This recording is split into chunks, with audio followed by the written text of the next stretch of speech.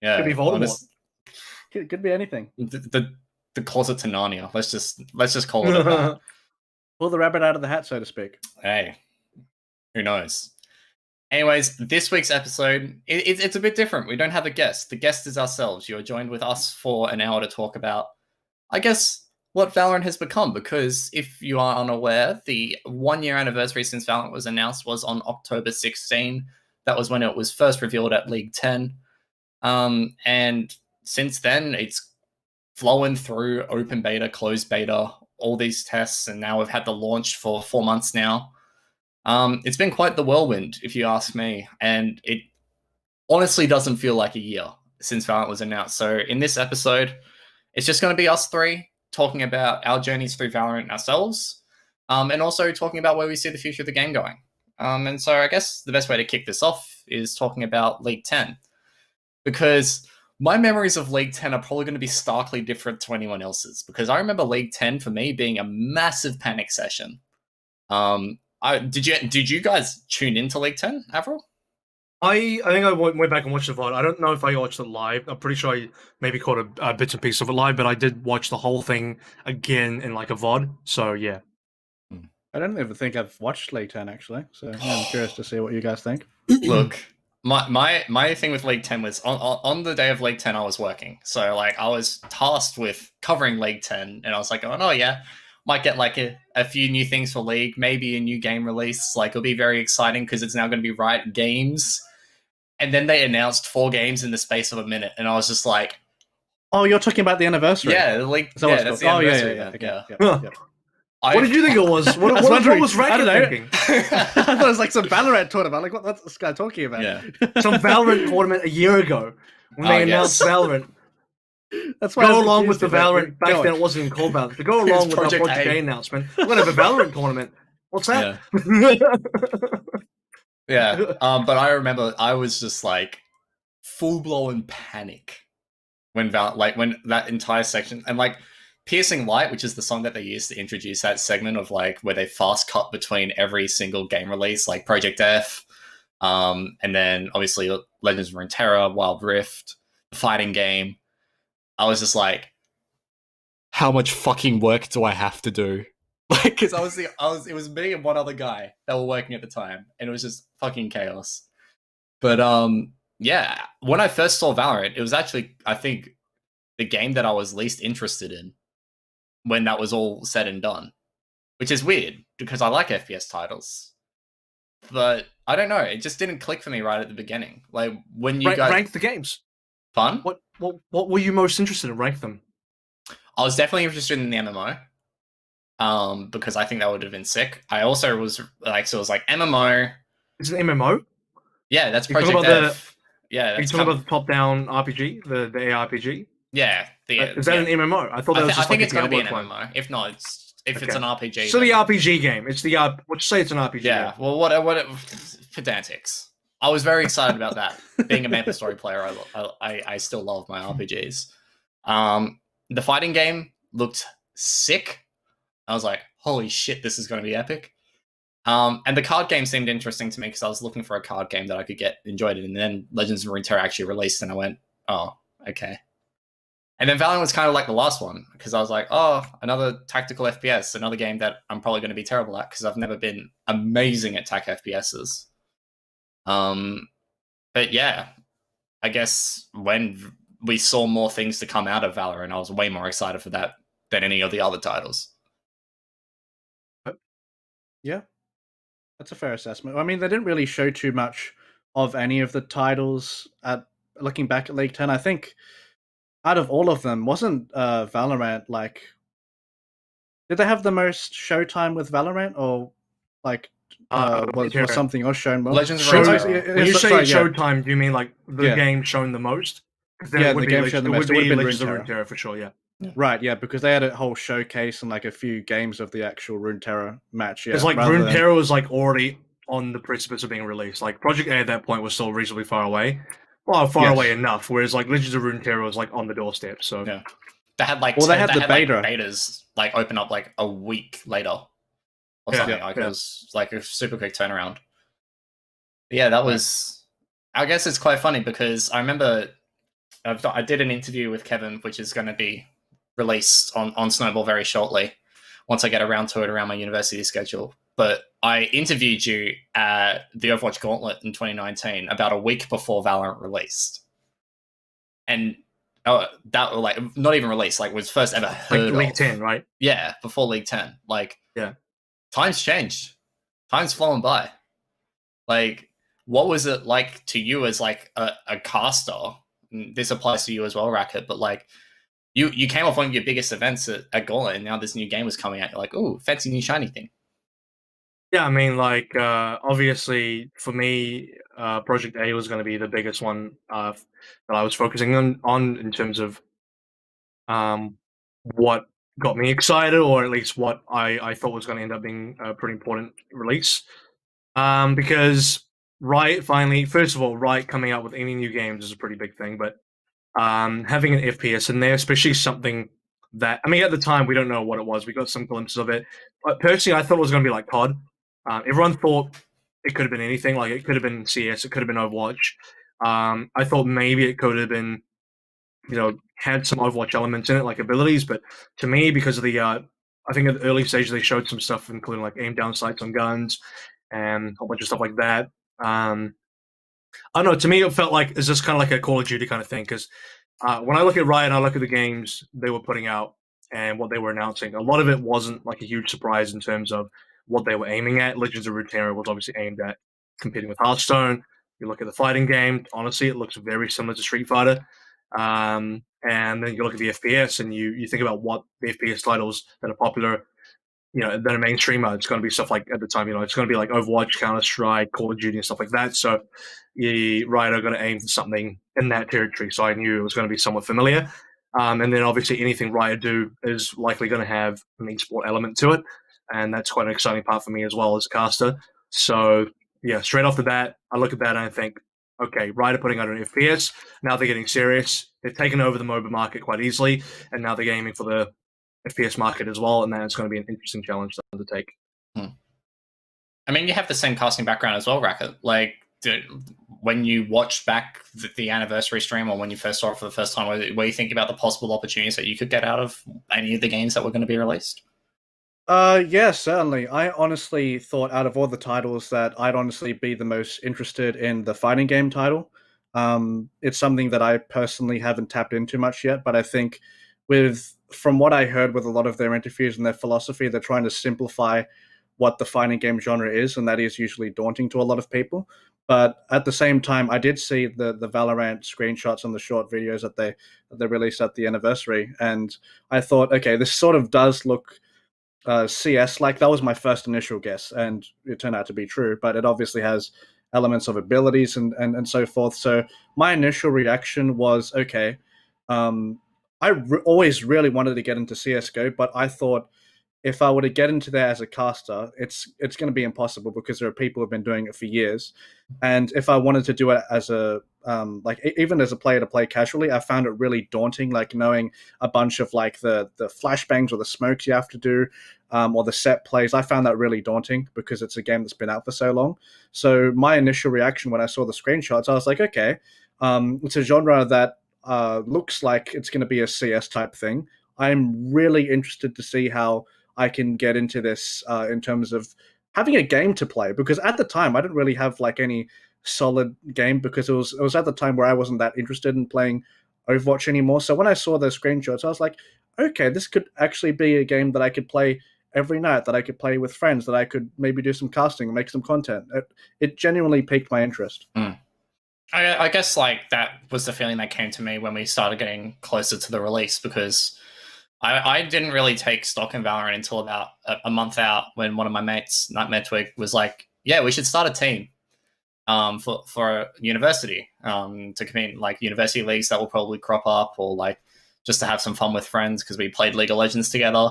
And then he left me 2 months later to go join another team. And so like I felt pretty bummed out after the release of Valorant to lose that. But like I guess for me, I was also looking for a game to play when Valorant actually rocked around. Was I was kind of getting sick of League, and I was like, yeah, I'll give Valorant a try. Why not? And turned out being very enjoyable. I found myself reliving my CS:GO days of old. back when I was way more Zoomer and had way more Zoomer aim. But I mean, I can't even talk about Zoomers around you guys because I think you're both older than me. I'm not even sure if Racket's older than me. I definitely am. I know Kevin is, but I'm not sure if Racket is. He looks older than me, so I'm going to say so. Yeah. I'm like considerably I'm 21. older. You're 20, aren't you, Ducky? Yeah. Right? Yeah. And I'm 18, so. Who could have guessed? Yeah. I mean, someone's got to wrangle them. I think that's Pixie's job, no? All right, let's not get out of hand here. And slow down for half a second, right, mate? All right. Another big point, and we've talked about it a little bit already. We've alluded to it. It was very CS:GO like Valorant on release, and a lot of people touted it to be the CS:GO killer.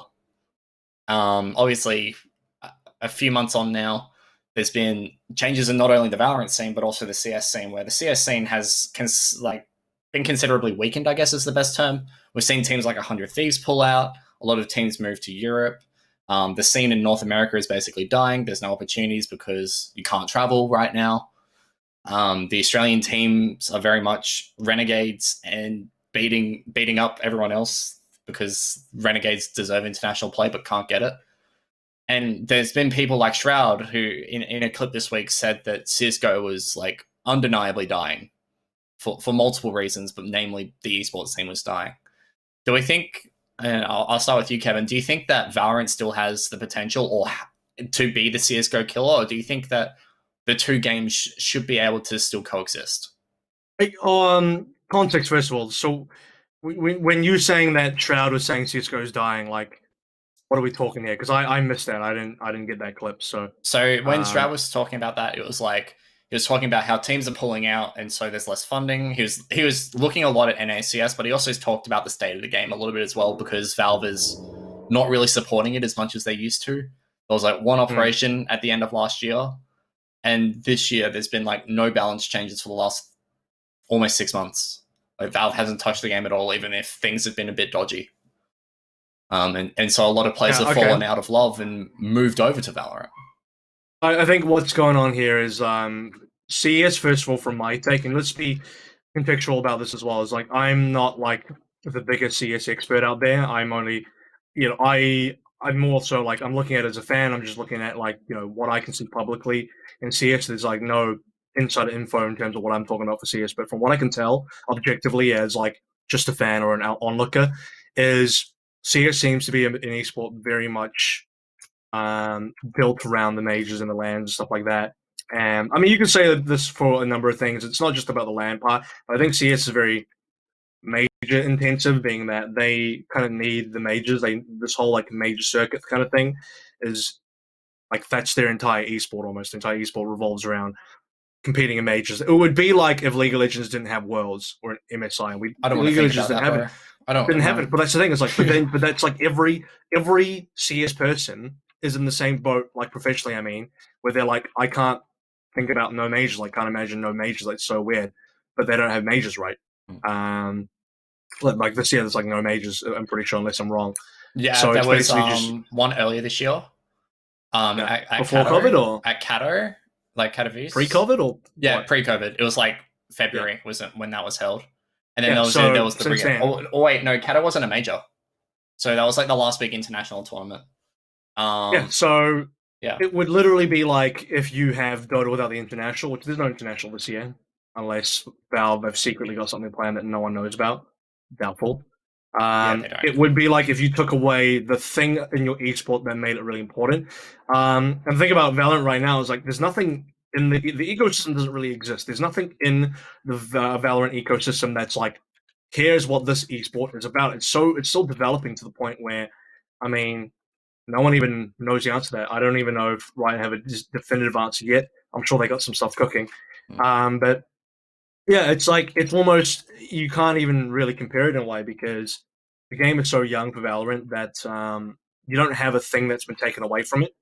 You're still adding to it, if that makes sense. It's like, you look at CSGO and things are being taken away in terms of majors, not because of Valve or whatever, but just because of the global situation, right? You can't really properly have a feasible major unless you're going to do one online that doesn't include every team in the world, every good team in the world. So I don't know if it's dying. I would imagine that, like, in a post-COVID era, when the majors are back, CS will be fine again. So maybe people getting a little dramatic. That might be my take on that. Unless people are leaving in droves. Look, I'll say this much. I think NA CS is probably dying on some level because we're seeing the NA orgs kind of pull out, and we are seeing a lot of NA players move over to Valorant. So if anything, yeah, I'll be honest, NA CS probably dying a bit, but the rest of CS is probably fine, especially in Europe. What about you, Rack? Like, it's not even just CS:GO. Like when you look at it as well, but it's like other titles that a lot of people was like, "Oh my god, Valorant's going to be the number one FPS" almost immediately. I mean, Yeah. we all kind of came from a background of Overwatch. We've seen a lot of Overwatch players come into Valorant as well. Like, what are your thoughts on that kind of topic of Valorant being the one to topple all?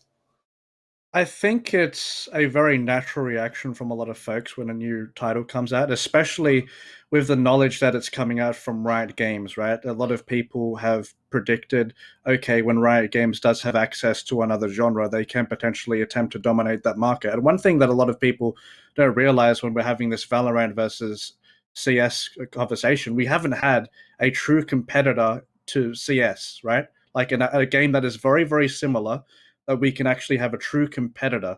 What do you mean? Because let's Crossfire be- exists, bro. accessible to everyone, Yeah. accessible to everyone, you know, in a global You can play sense, right? Crossfire. What do you mean? Just Yeah. download the game. Yeah. It doesn't mean that That's you can find a nonsense. game, but like you can still No. play it. It's like trying to play Listen. Dirty Bomb nowadays. Oh, what No. a game that was! We're not talking about dead games, all right? Oh. We're talking about true competitors, you know, backed by huge companies, right? So I suppose in that sense, you have a variety of different variables. Avril's already touched on them. That the fact that CSGO does thrive by a lot of these huge lands. I can vouch for that. I went to IM Sydney, the coolest esports sort of show I've ever been to. It was absolutely amazing. And it was wonderful to be there, and not having the opportunity to have those types of consistent events really neuters them, I feel. Plus having the competition of another title within their own genre, plus Valve not showing additional support. I mean, it looks like Valve are more interested in Dota from what we've seen in the past, and you know they seem very hands off when it comes to CS:GO. Once again, I'm not an expert when it comes to this thing. I'm just looking as an outsider as well. But that's just what it seems to be. It's an amalgamation of several different problems from the CS:GO side, and Valorant Riot are taking advantage of that at the right time. And once again, Avril did say this, but there's no real suggestion from what we've seen so far in Valorant that it can be like the CS:GO killer, so to speak. It looks like it's more of an effect of what's happened so far with the current COVID situation, and again in a game that thrives through that type of format. It's just a bunch of different stuff that's gone wrong for Valve at the moment, and Riot are there at the right place at the right time. I feel like that's kind of the thing for me as well. Is like a lot has not gone right for CS:GO, but at the same time, you can't help but feel a little bit apathetic if you were a CS:GO fan, because the game hasn't been updated in yoinks. Like it's pretty stale, and like yes, CS has essentially been the same game for 20 years, barring some major changes between titles. But it's been ostensibly the same game.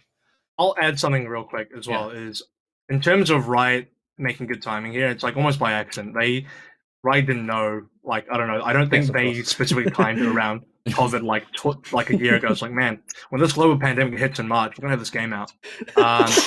So, you'd have to.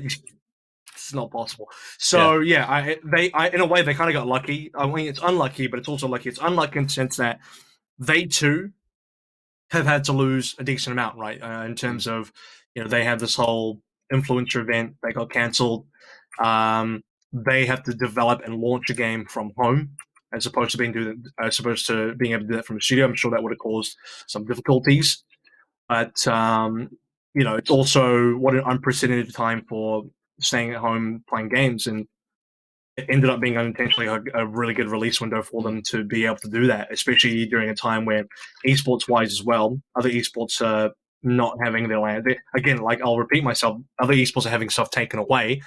Whereas if you have a new game, you can't take away from something that didn't exist, so you can only add to it. So it doesn't feel like Valorant has lost anything, even though you're only doing like online events for 10K or 50K or whatever, which is still pretty big. and you don't have lands either. There was never an expectation of land, so nothing was ever taken away, and so no one feels like they lost anything in Valorant.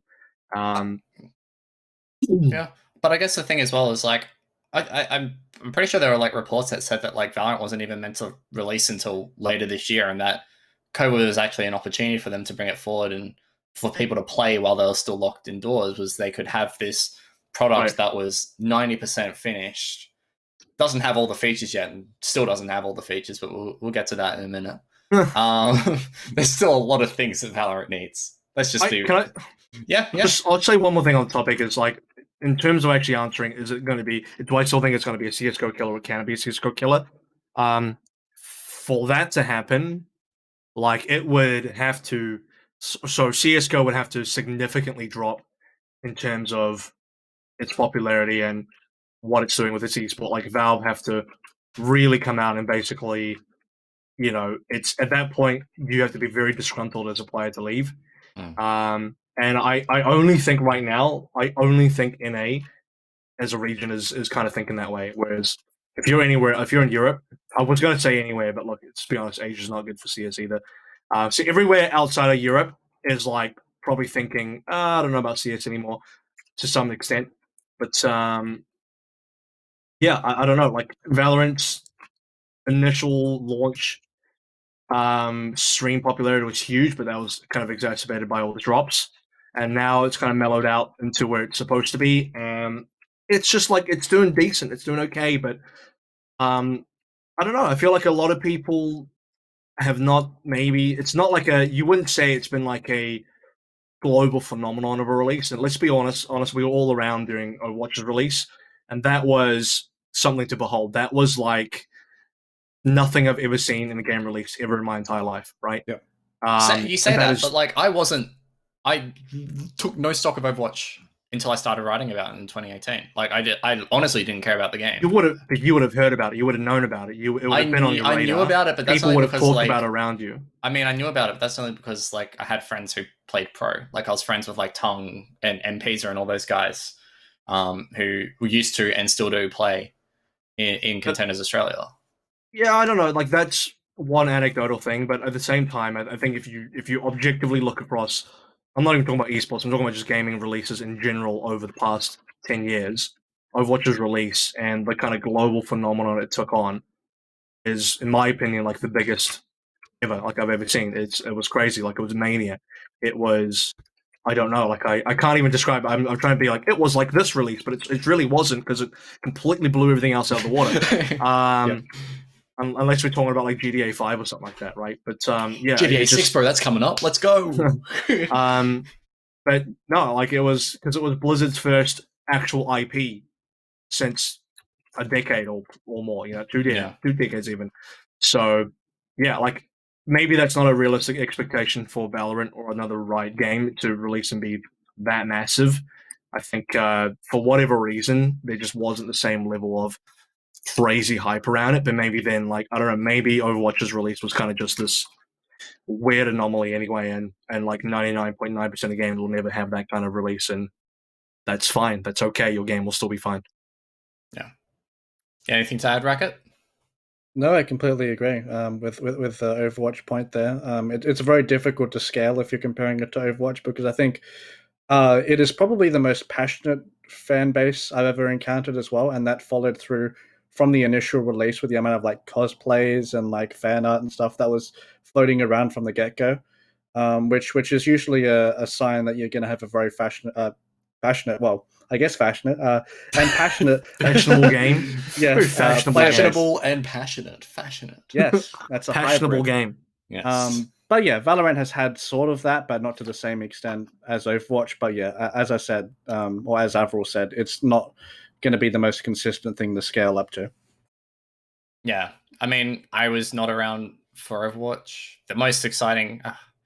I haven't even really been hyped about a game release. Like, I guess League 10 was the first time I actually got excited about a game release because it was League of Legends is the only thing in my life has cared about for the last decade.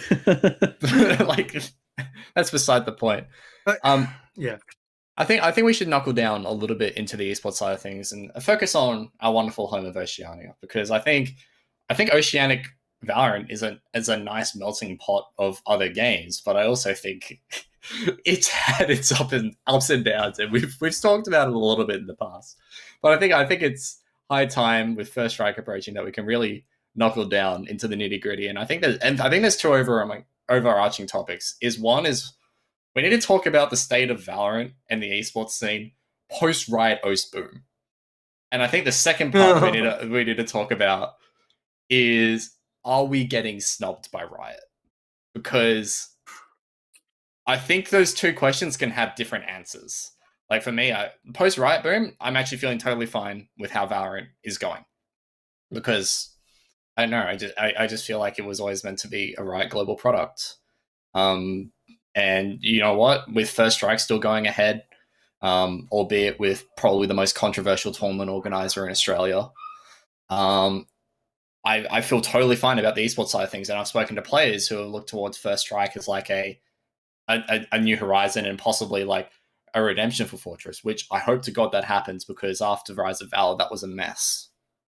And really left the scene in a lurch, because it wasn't just Rise of Valor, it was the fact that there were no tournaments for like a month because of the gap that was left. You know, teams are still chopping and changing, but that's the nature of an early esports scene. You guys experienced that through Overwatch, with teams constantly changing. I personally think that Valorant esports in Australia is going to be all right. I think First Strike is going to be the first real proper true test.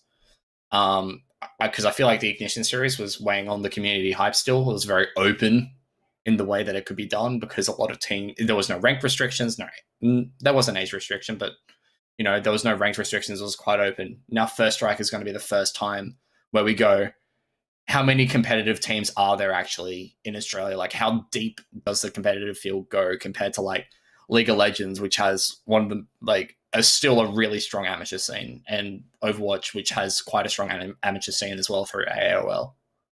What do you guys think? Starting with you, Kev. It's hard to say. I think people need an end goal. Here's my problem: is it's all nice to have some amateur leagues and some AOLs and all that kind of stuff, but what are your top level players going to do? And like Rise of Valor, it's going to be all good. So you're going to play Rise of Valor, you're going to play First Strike, you're going to do whatever you do in First Strike, win it, lose it, whatever, and then there needs to. I feel like everything is still kind of just bridging a gap, but to what? To something, right? So that's kind of what I'm looking for. I think that's what every player is looking for as well. There needs to be some end goal there, something that this is the thing you got to plan. This is the thing that you got to end up in, right? For League of Legends, that ends up being OPL, and beyond that, it ends up being qualifying for Worlds through OPL. For Valorant, I mean, this almost relates to your is OCE getting snubbed kind of thing here, and this has become the complex thing to say, because is it because yes, yes, OCE is being snubbed, or is it more like, okay, there's COVID and you know, OCE just can't be part of it anyway because of logistical issues. So there's a few layers there to unpack and peel back on as well. So yeah, it's quite complicated. I think the main thing for me is just this level of uncertainty of like what is actually going to happen, and that is then exacerbated further by the fact that you have the Riot OCE boom. So that doesn't help things. I think after Rise of Valor is done, you're going to see some very interesting things in the OCE region, like, you know, what happens then? Do people keep playing? Do people stick around? Maybe they just chill for a bit. We get to December and everyone takes a bit of a break and comes back. But that'll be the real test: is how many people come back, how many people want to keep playing, what are they playing in?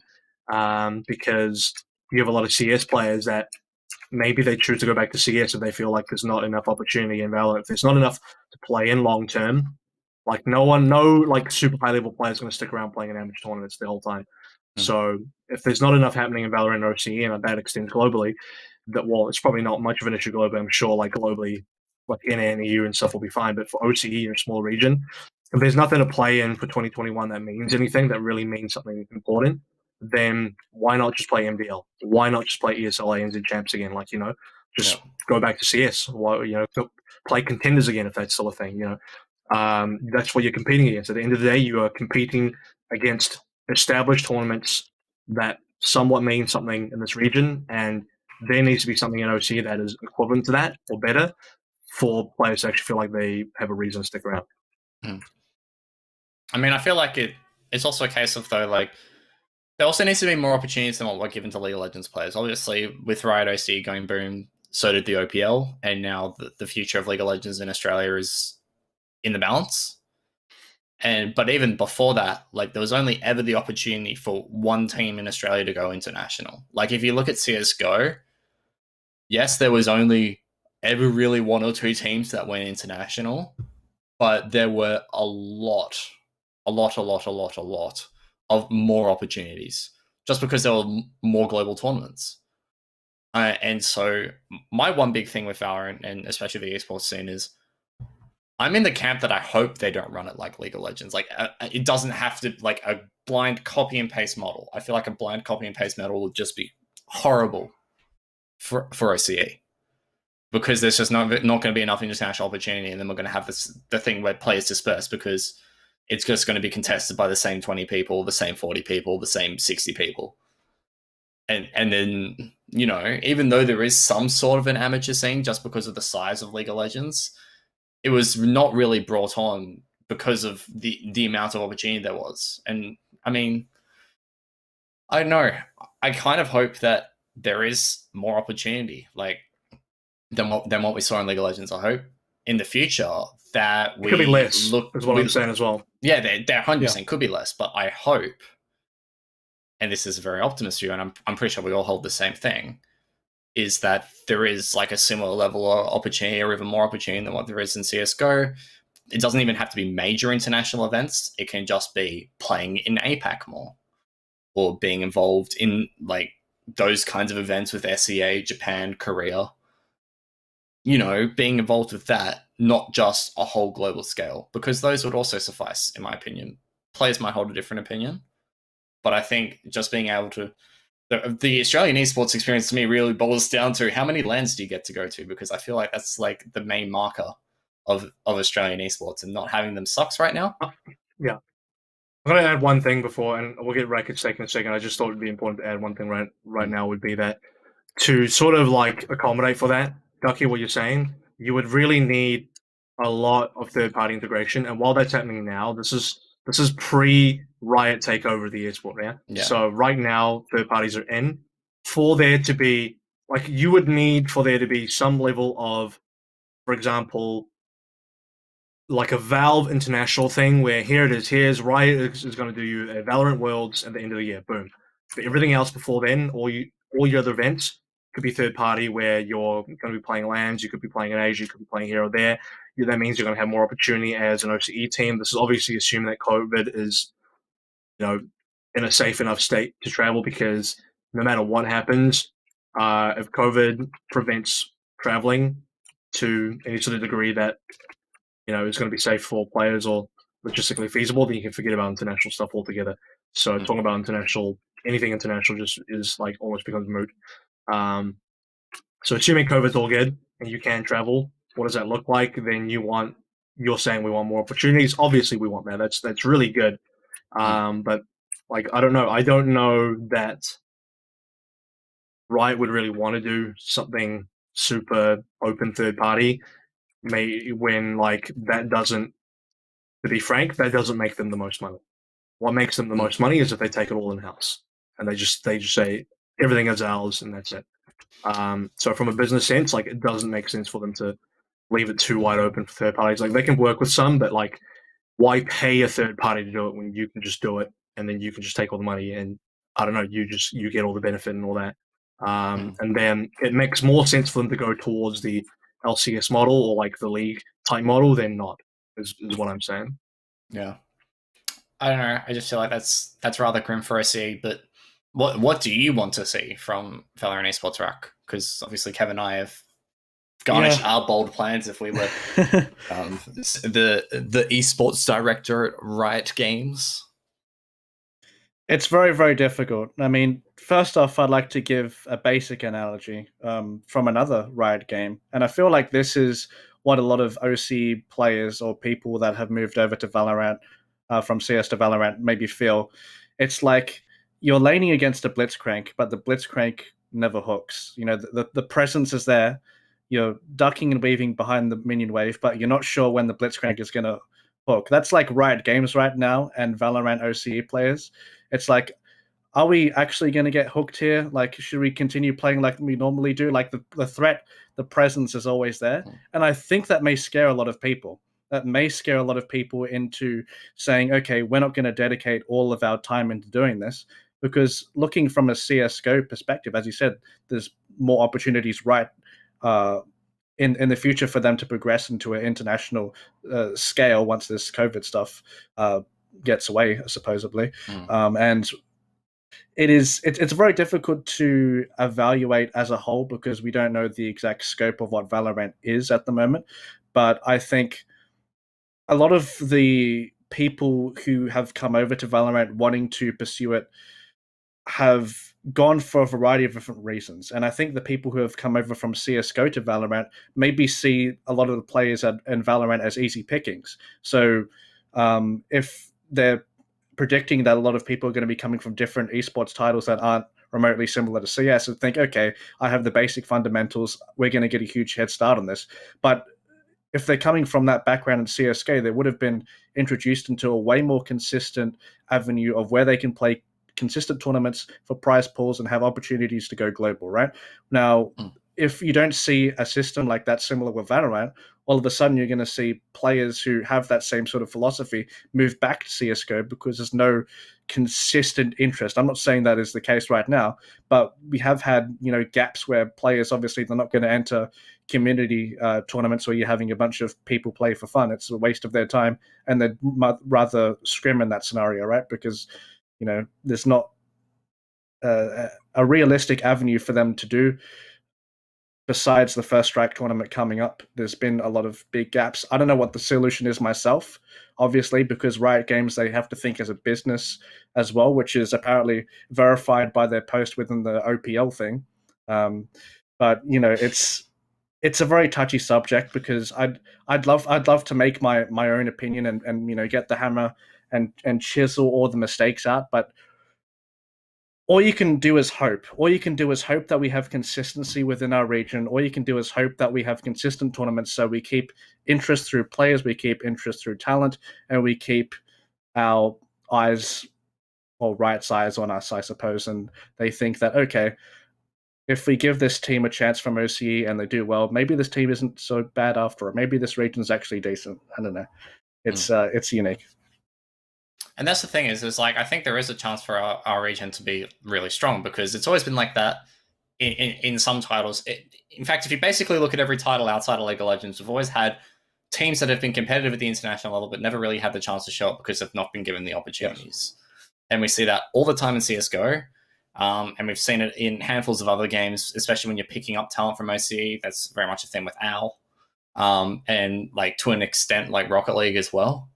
Is there the OCE talent when it's there is top tier. It's just that it can be quite sparse at times, and that's just the nature of the region. And I think the number one thing that I want to see when like the potential of international play opens up again is more play with Asia. Like, because I feel like I want to see ExoClan go up against Vision Strikers. I want to see ExoClan go up against Absolute Jupiter. I want to see ExoClan or like other top teams, Avant, launching Ground Zero, whatever happens with those guys. I want to see those teams really duke it out with the top tier talent across Asia, like whether it be Japan, Korea, Thailand, wider SEA.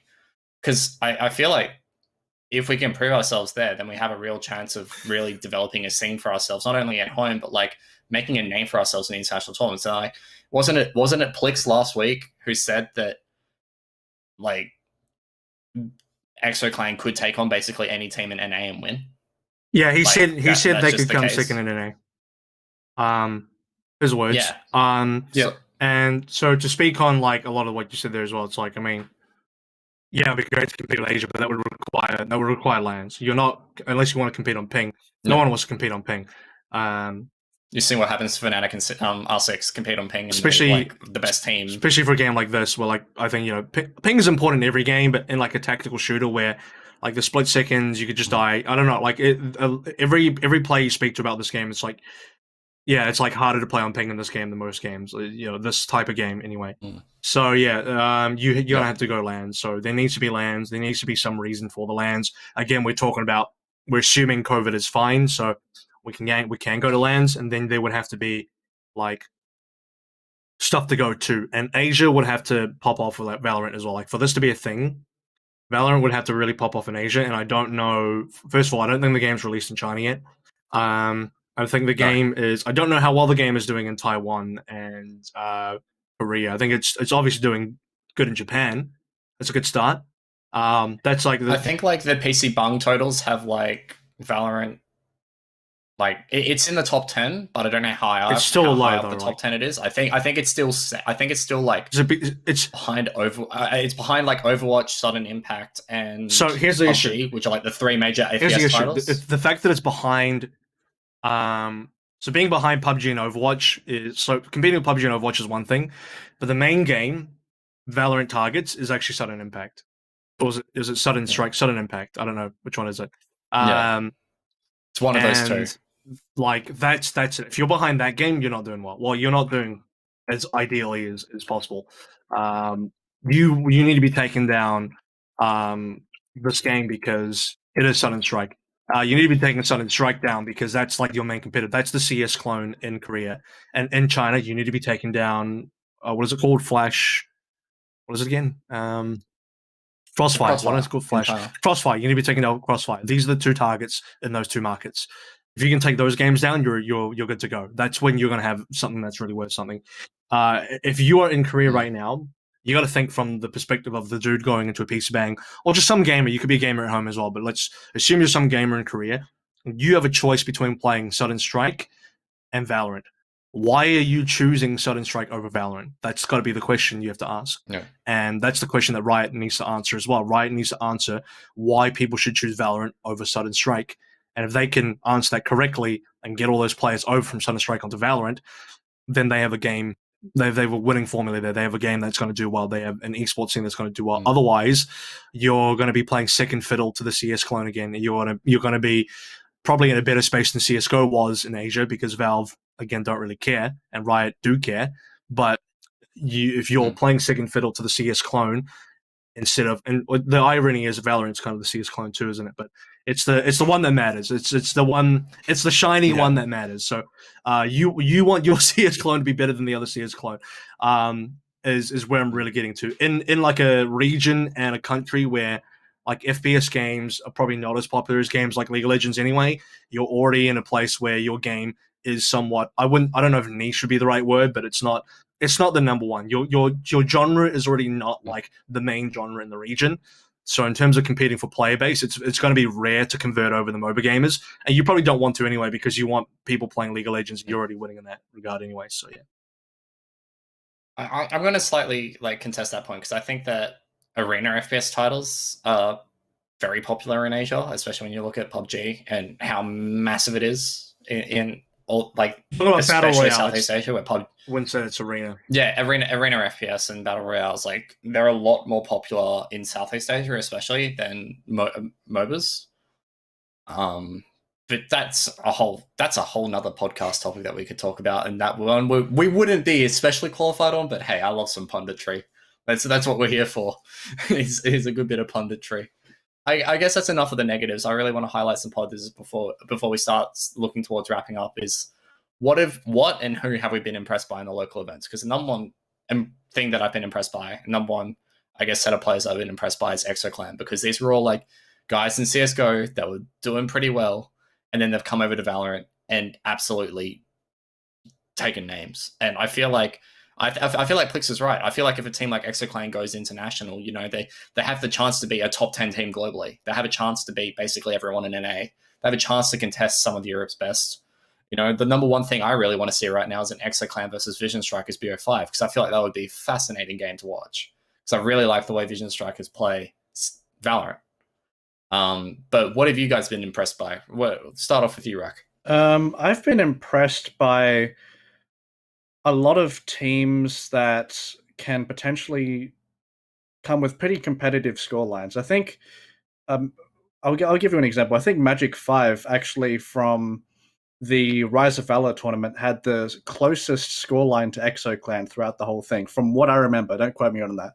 Which was like one of the maps being 13-8 or something like that, which is pretty impressive given I don't believe like where they're ranked in the grand scheme of things. I think Akatsuki, their team at LPL, was doing very, very well at the moment. I've been a massive fan of them every time I have the chance to see them because I don't believe they've been in the scene or they haven't entered as many tournaments as other teams, but every time they do show up, they tend to put on a good show. So yeah, those are the two sort of teams that came to mind immediately. Obviously, ExoClan's going to be the obvious one, and I won't reiterate what we just said there. But I'm really excited to see the outlier teams like making these competitive matches happen with some of the better teams. I'm gonna say is Kevin gonna say everyone that was on Direwolves? I'm gonna say they're all great. They're all wonderful. I'm gonna okay. I'm gonna say a different answer to what everyone else said, so to not repeat anything here. So obviously, everyone, the Exos are going to be really impressive, but I actually think the Fortnite players, the Overwatch players, and the non-tac shooter players have been really interesting to watch because they're the ones that come into this game as more like kind of underdogs and kind of, I don't know, dark horses that you don't really consider. Like most people come to this game thinking, yeah, if you came from Fortnite or Overwatch or another game that wasn't CS, you're gonna maybe suck or you're gonna be this or that. And for the most part, there's been quite a few very, very good non-CS players. So yeah, I've been impressed by how well they've done. Like, maybe I shouldn't be that surprised because if you're a high-level player in any FPS, then you should be able to translate some skills over. But at the same time, yeah, there was a little bit of fear there as well that, like, this game was just going to end up being like a, I don't know, CS club, and you had to be in the CS club to be good at this game. But no, you're actually seeing, I'm not just talking about OC, but like globally as well, like non-CS players doing reasonably well, which is always good to see. So that's what I've been impressed by. Yeah. I guess, I haven't actually seen a lot of Fortnite players overseas, but definitely Overwatch has been the predominant one that I've noticed. But yeah, I'm really excited to see the potential of what could be, and eventually when we can drop the tags of these players of being Fortnite players or Overwatch players or being CSGO players, and now you're Valorant completely calling them Valorant players, because I feel like that's when things are going to get really, really exciting. Mm-hmm. Sure. So once those monikers finally leave the scene, that's when it's really going to, start to excel, and we're really going to start finding who the top talent is. I guess this leads on perfectly to what we're going to talk about, which is the future. Because we're going to talk about the future at the end of the podcast with what's coming up in Valorant. But I think the number one thing is, what if we were to distill it down into a couple of dot points, what do we want to see out of the future of Valorant?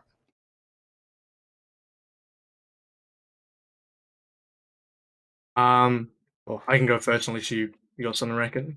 No, you go. No, I'm thinking. I will.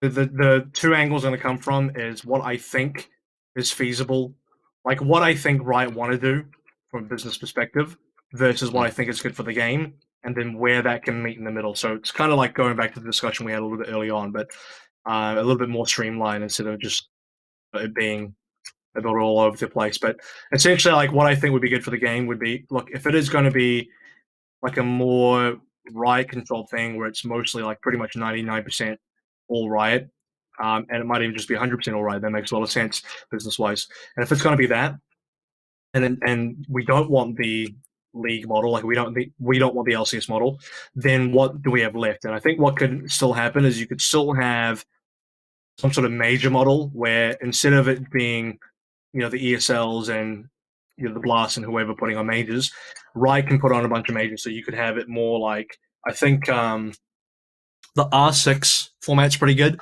where they have the 6 Invitational, which is their Worlds, and then they have 3 majors preceding that, and it's all handled by Ubisoft, right? So you have a Riot thing where you have 4 internationals a year, 3 majors, and 1 Worlds, and then you have your whatever happens in between there, which could be a regional league. You could have 4 small seasons of regular leagues to qualify into those majors.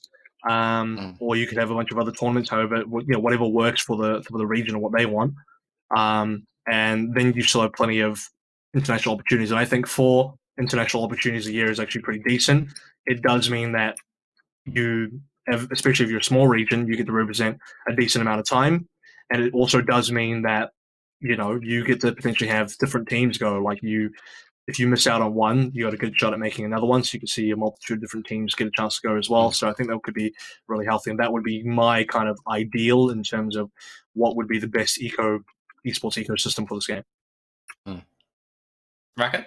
I'm gonna go a different route. I'm gonna talk about the casual aspect of it. I think in order for a successful esport to really do well in the long run, I believe they need to have a very good casual player base, and they need to interact with them on a regular basis. And obviously, there's a fine line between balancing between the professionals and the casuals. I mean, we've had so many problems throughout different esports titles with that in the past, but I would love to see Riot acknowledge this and say, all right, we've captured a fair few amount of people from CS:GO, presumably. What can we do to keep these guys at our title? Are we don't want them to go back to CS:GO? What can we do to consistently feed these guys the nutritional values they want to play our game on a consistent daily basis? What do these players want? Do they want? I mean, a very basic example: do they want new skins? How often are you going to be releasing maps? How often are you going to be releasing agents? Which they already have clarified, by the way. But in terms of frequent updates, I mean, a good example from Overwatch is when they used to do the developer updates all the time, where you'd have Jeff from the Overwatch team make remarks on the next update coming into Overwatch. Just those type of things, right?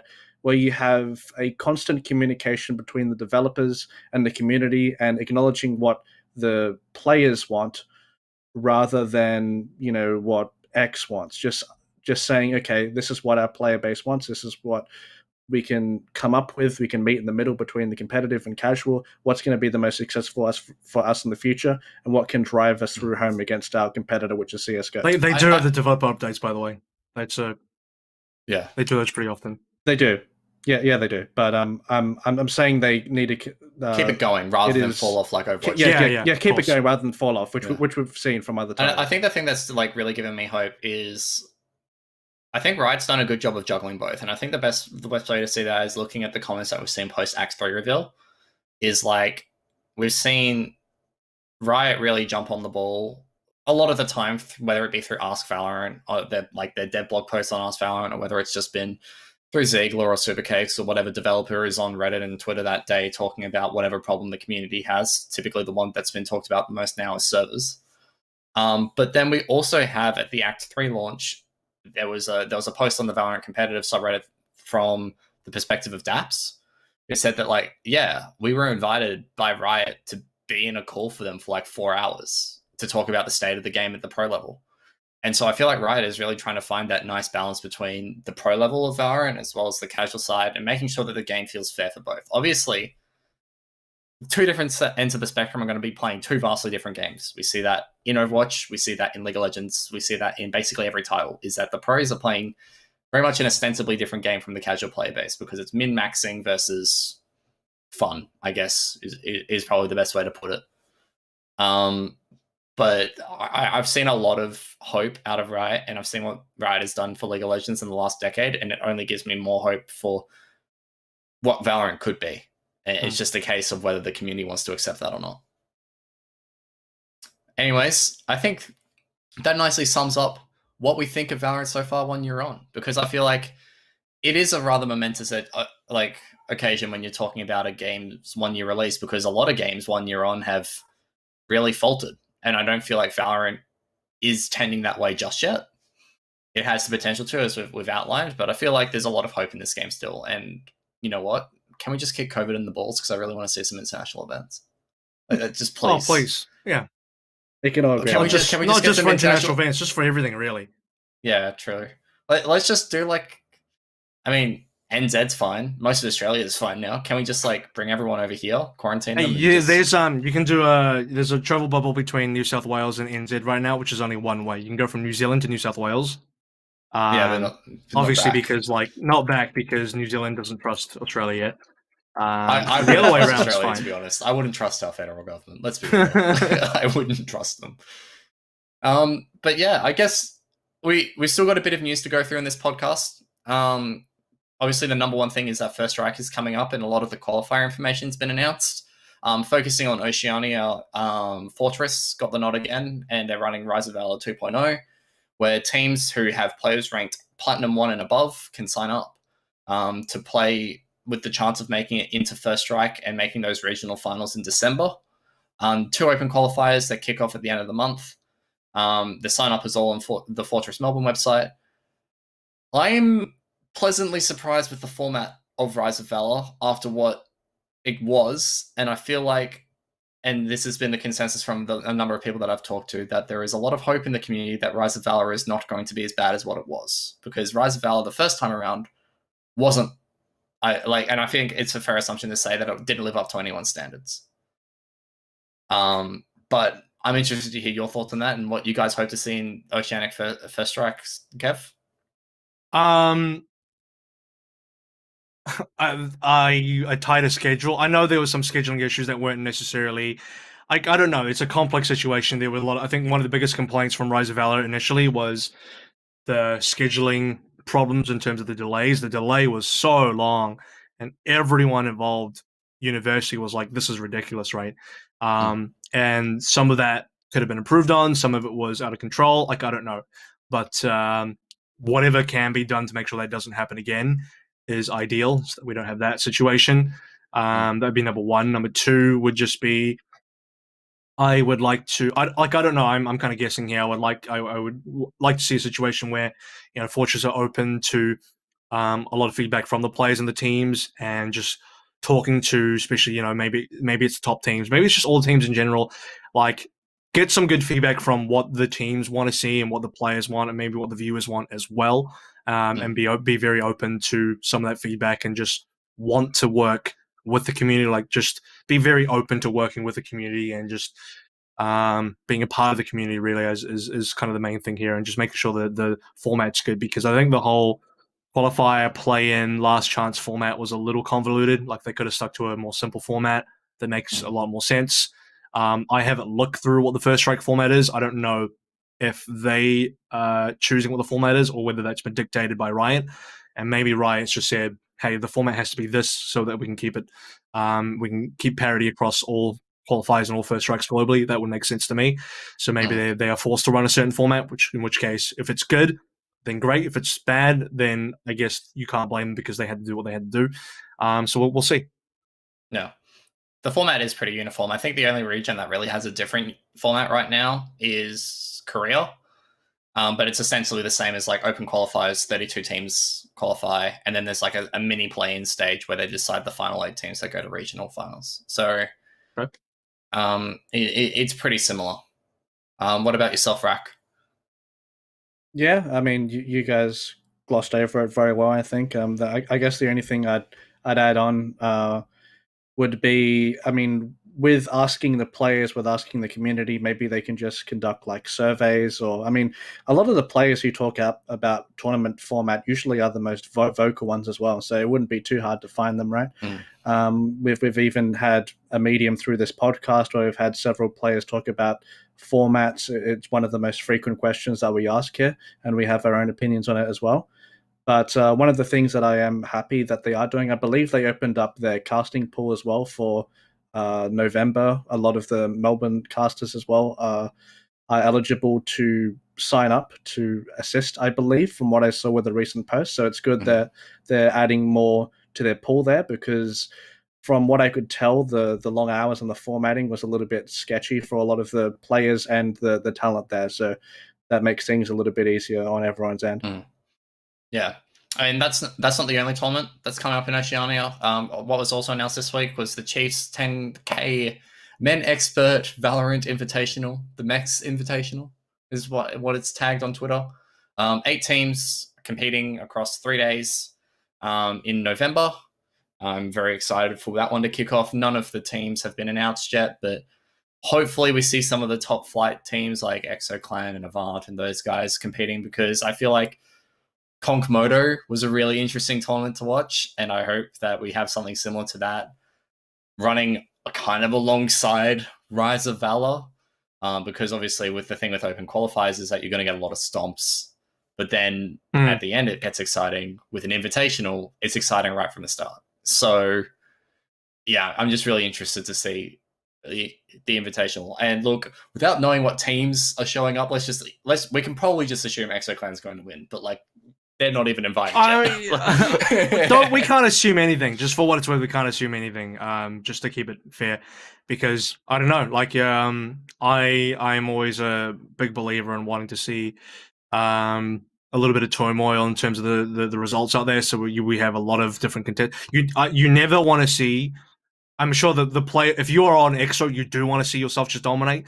But if you're anyone else, you never want to see one team just dominate too hard. You want to see multiple teams being able to fight for high positioning, being able to fight for a win, so that A, it's more interesting for the viewers, and B, that's better for the teams in terms of them pushing each other to become better. If we talked so much about like playing internationally and competing internationally, that's all nice talk, and Plick saying they could do super well international, like it's all good talk for now, but to actually get there, as someone that's been in esports for a while and that's seen the ins and outs, it's like to actually get there beyond the talk, it requires a few steps, and you would want to see some good competition. So we can't assume anything about who's actually going to be good. What I do want to see is, like, you brought up the Conk Moto tournament, and this to me would be like a try hard version of that, which is really good. You're playing for a big prize pool, and this is one where every good team every like top level team should be wanting to play. I mean, there were definitely teams that didn't choose not to play in the Conk Moto, which is a bit of a shame. So we didn't get to see every top team in that. And then beyond that, I've been pretty vocal about wanting to see invitationals for a while. I know open qualifiers are good, and I know there's been talk about like only having invitationals is bad, but if you haven't had any invitationals, you've only had opens, that's also bad as well. So you want to have a mix of both, and we finally do get invitational, and that means we can skip over all the quote-unquote bad games that you would get from the open qualifiers, all the games that wouldn't mean that much. You get straight to the, the meat and potatoes. You get straight to the good stuff where you're instantly into really good games, you're instantly into really good teams, and everything should be really good from there. Rack? Yeah, great. You couldn't have said it any better myself, mate. You're just the upgraded version of me ever. I've conceded to that several times, mate. It's not just Rack, he's on the bottom row. He's just a little bit alone. That's what I was implying. No, but yeah, you really hit the nail on the head, and having the invitational tournaments and the open tournaments are really, really good. I suppose the invitational tournaments to get like a consistent format for the top teams, especially with a prize pool as well. I mean, this came out of nowhere as well, so it's really good that there's so like 5 Intel PCs as well. That's what the bug in the ear said. Yeah, I want to compete, and not win, but I wouldn't mind a PC anyway. I was going to say, players are going to resell that. If only we could enter, fellas. Players are going to resell that for the fortune, mate. That's just like extra money on top if you can get a good price for that on Gumtree. Gumtree. Yeah. Who knows? Maybe not Gumtree. Maybe we can go to like Facebook Marketplace. Okay. Yeah. I don't know what you guys talking about, but I actually would keep it. So I'm not a part of that. You got a bit of a potato? No, I don't. But I wouldn't mind a second one. I wouldn't mind a second. What's better than a potato? I don't know. Whatever's good. You're gonna be like Josh then. You're gonna be like him with his row of like PCs. I ain't complaining. And Stream Decks and I'm like gonna start. All this talk about LAN. I'm gonna start my own LAN LAN by myself. Just me and like 5 computers. Yeah, that's how it starts, mate. Yeah. There you go. The Avril LAN confirmed. He just needs some friends to come over because I don't think Pixie's gonna cut the mustard, but I'm sure he can muster. I don't like people. I don't need friends. He's just gonna play by himself. Hey, that's where Yumi comes in handy. We were talking about that before the podcast. Jesus there you Christ. go. You can play Yumi with your feet and have the other game. Don't make me vomit.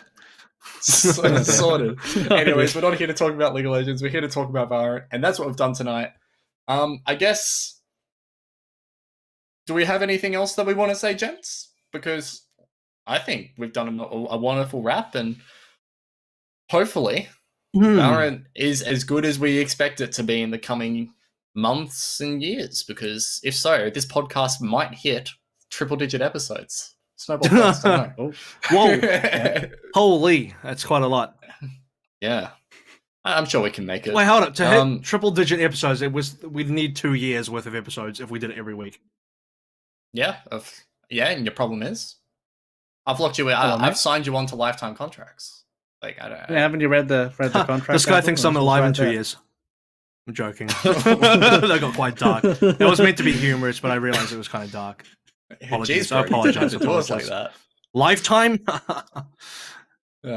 Anyways, I think that should call it for the night. Thank you so much for watching and listening us to ramble between ourselves. Obviously, no guest, bit different this week. As always, you can please check us out on Snowball Esports. Snowball Esports on Twitter and Instagram and basically every social media site. I'm sure Josh is wildly posting TikToks, but I don't have TikTok, so I can't see. And obviously, snowballesports.com. You can follow us for all of your latest Oceanic esports news, including Valorant. But yes, from me and the rest of the Run It Back crew, we'd like to thank you for watching, and we hope you have a great night.